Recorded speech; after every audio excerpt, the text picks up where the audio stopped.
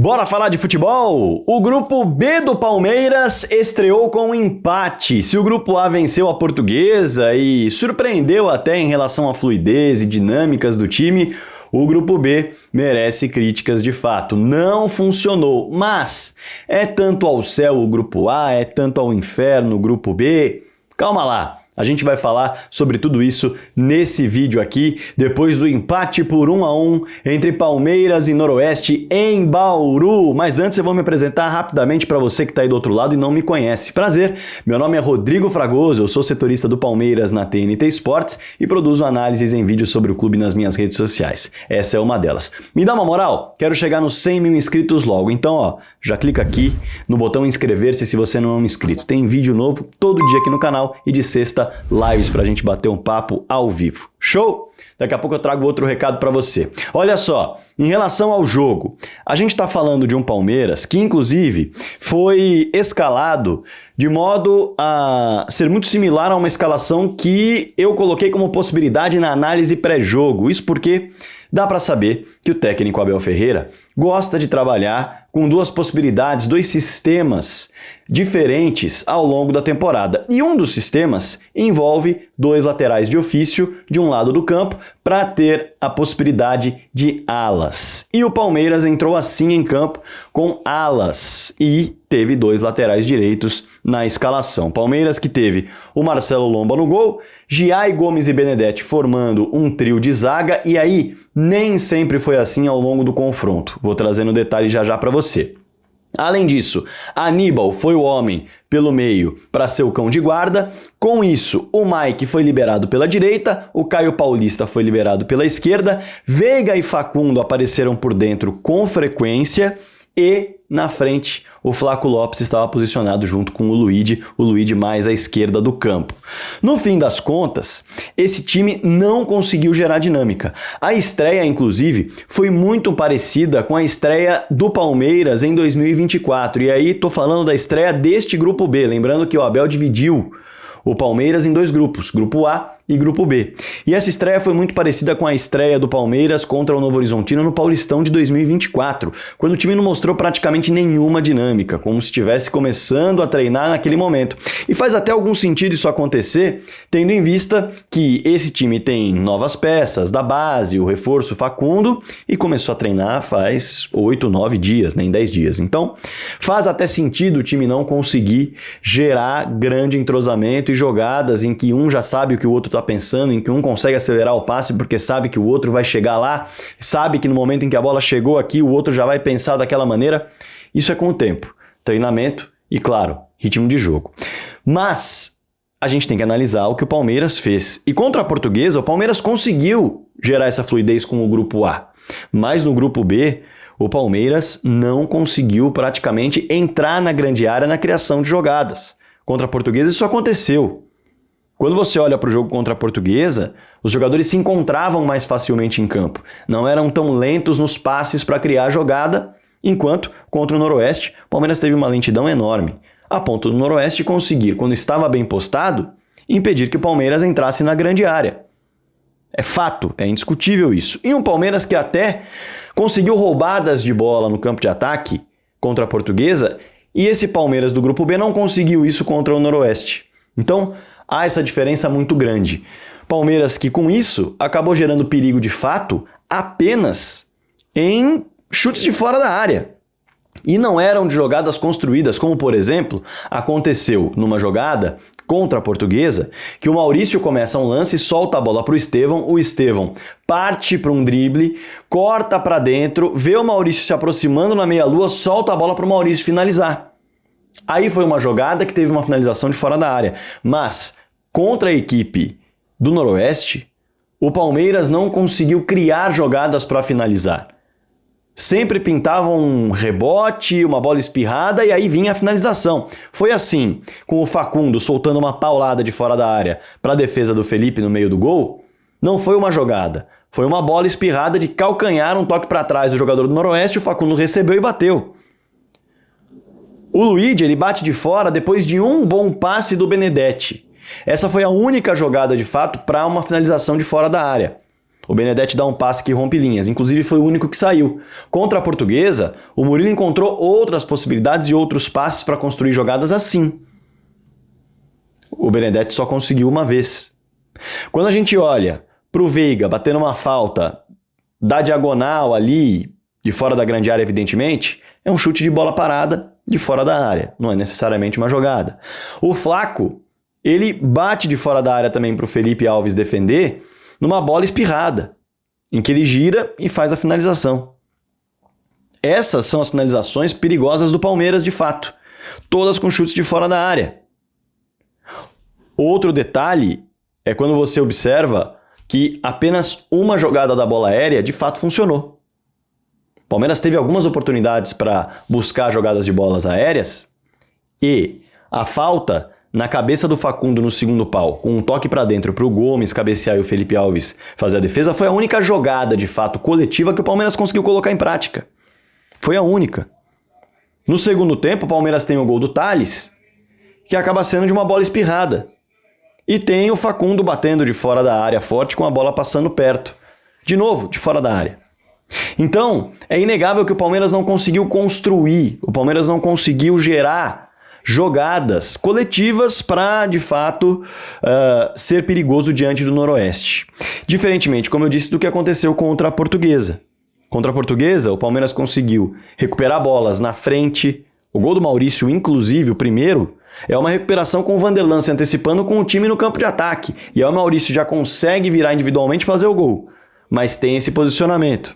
As triangulações pelo lado, elas saíram em algumas oportunidades, tanto que o Rômulo, ele chegou a alcançar a linha de fundo, em condições de cruzar para o Richard Rios contra a Portuguesa, perdeu um gol de cabeça. O próprio Rômulo também conseguiu um passe para o Richard Rios no segundo pau finalizar, e o goleiro da Portuguesa fazer uma grande defesa, mas numa jogada que saiu e o Palmeiras entrou na grande área trabalhando a bola. O Estevão recebeu algumas bolas invertidas para sair no mano a mano também e construir jogadas. O Murilo, como eu disse, conseguiu alguns passes rompendo linhas. Um deles, por exemplo, foi para o Rômulo avançar e ficar cara a cara com o goleiro.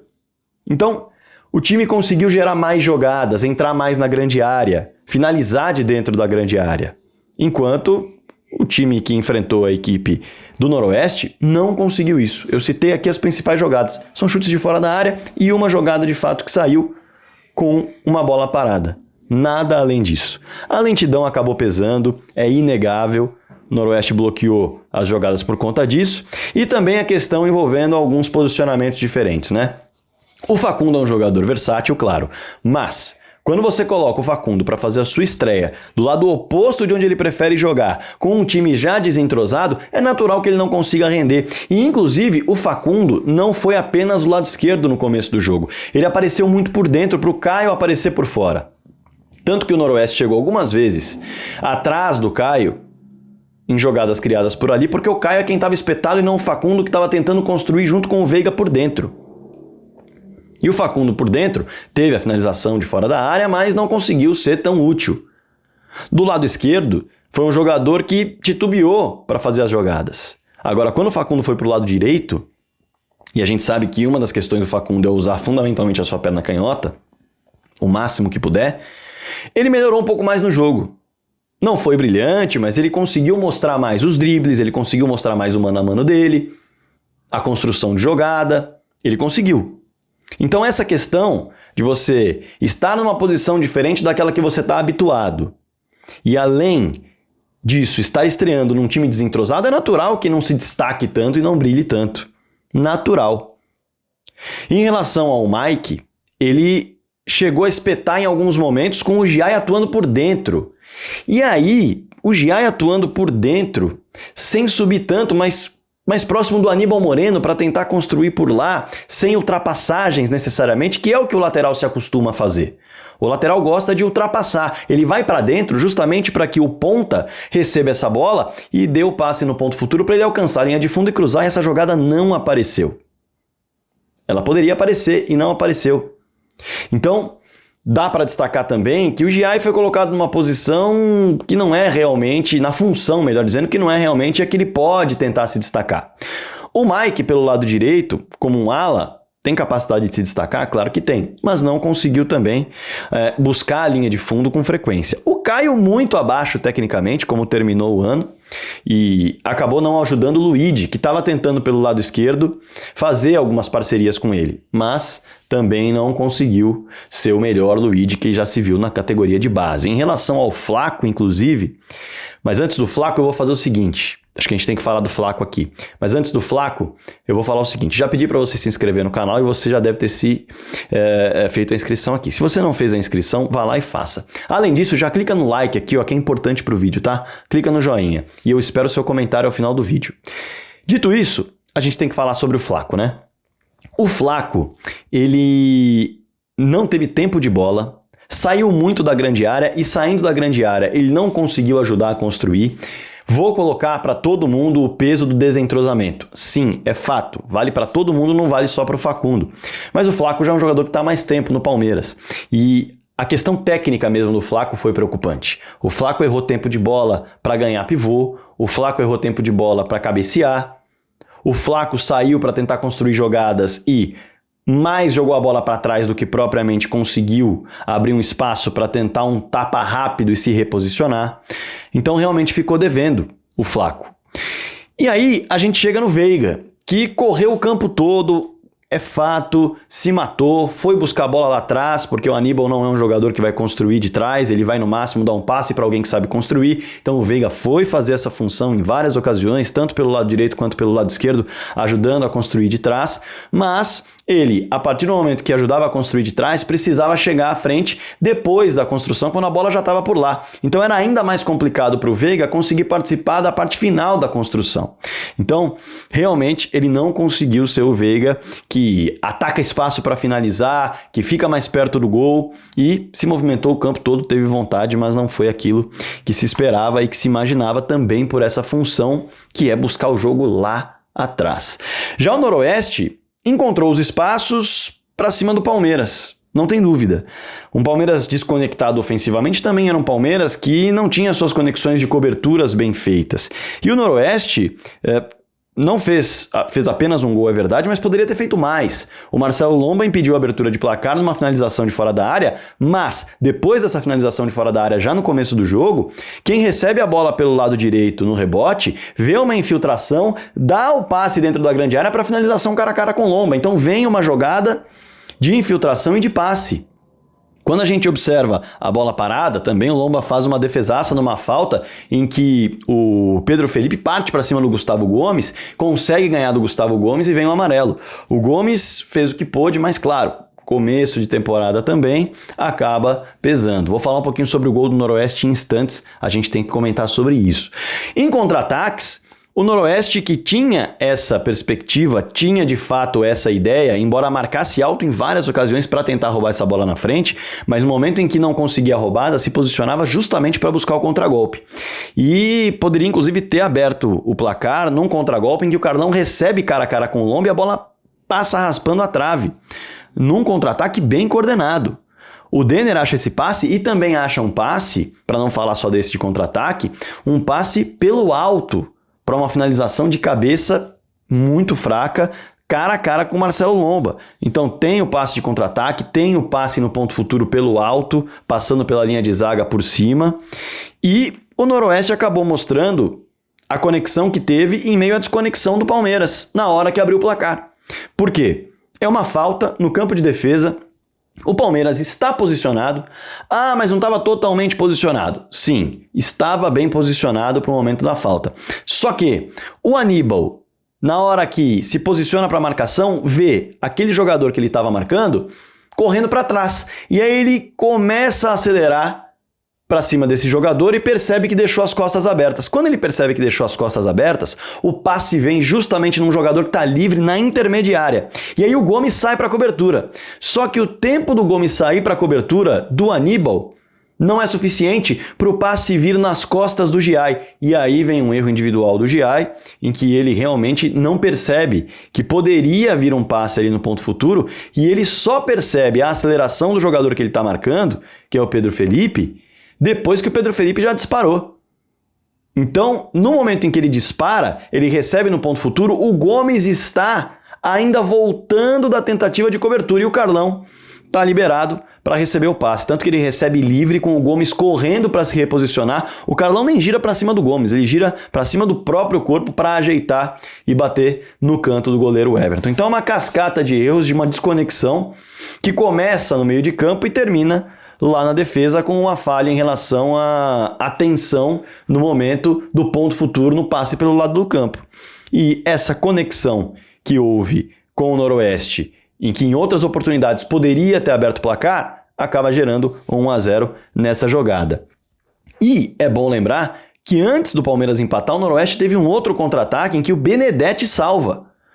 O mesmo lado esquerdo aberto, vem o contra-ataque na disparada, o cruzamento é para o Carlão e o Benedetti é quem consegue travar. E aí sobra a bola para uma isolada que o Noroeste poderia ter matado o jogo ali no segundo tempo. Então, é fato que a desconexão que o Palmeiras mostrou, o Noroeste mostrou. E o Noroeste que está treinando há mais tempo, e eu sei que muita gente vai falar, tá passando pano. Pera lá. Aqui não tem passada de pano, aqui tem análise com os fatos. E é fato que o Noroeste está treinando há mais tempo, os jogadores se conhecem há mais tempo, o time estreou e está jogando com o mesmo time, o Palmeiras estava estreando um segundo time, o Palmeiras está treinando há 10 dias, o Palmeiras está estreando jogadores que estão se conhecendo agora, jogadores da base, o Facundo, estão treinando para valer e montando um time agora, então tudo isso pesa, não há dúvidas, tanto que contra a Portuguesa, quando vence, é sim uma surpresa. É sim, não a vitória é uma surpresa, mas a fluidez do time, a construção de jogadas do time, e impedir que a Portuguesa consiga buscar contra-ataques, só conseguiu uma jogada a partida inteira, foi realmente uma maturidade em relação à fluidez de jogo, tanto ofensiva quanto defensiva, que não é natural no começo de temporada para nenhum time que está fazendo uma pré-temporada há 10 dias. Isso vale para qualquer clube do futebol brasileiro. Mas isso não impede que a análise seja crítica como é. Como é? O Palmeiras de fato não conseguiu fazer aquilo, o Palmeiras B, Palmeiras do grupo B, que não é necessariamente um segundo escalão, mas são dois grupos com titulares e principais jogadores divididos entre eles e outros de base e reforço, esse Palmeiras não conseguiu gerar dinâmica. Foi um Palmeiras muito mais parecido com aquele que estreou contra o Novo Horizontino lá no ano passado, o que mostra que é natural, é só olhar para as outras estreias de outros clubes. Já o Palmeiras que estreou contra a Portuguesa surpreendeu de maneira positiva em relação a essa fluidez. Dito tudo isso, acho que dá para comentar que o Palmeiras melhora um pouco em relação à fluidez, mas não consegue ser perigoso de fato. Empata o jogo com o Tales numa sobra de bola, mas com o Rômulo já do lado esquerdo ao invés do Luigi que não é necessariamente um ponto, embora jogue de fora para dentro.